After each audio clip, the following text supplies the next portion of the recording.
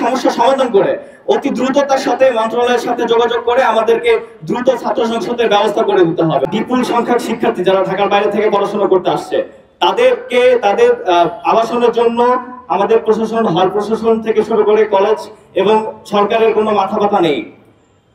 ঢাকা কলেজের মতো একটা ঐতিহ্যবাহী প্রতিষ্ঠানে যেখানে একটা আবাসন সুবিধা নেই, শিক্ষার্থীরা গ্রাম দূর দূরান্ত থেকে যারা পড়তে আসছে তাদের জন্য থাকার কোনো ব্যবস্থা নেই, এবং আমাদের যে এখানে যারা পড়াশোনা করছেন প্রতিটা শিক্ষার্থী কিরকম মানবেতর জীবনযাপন করেন হলে যারা থাকেন, সেটা যারা হলবাসী আছেন তারাই বুঝতে পারবেন।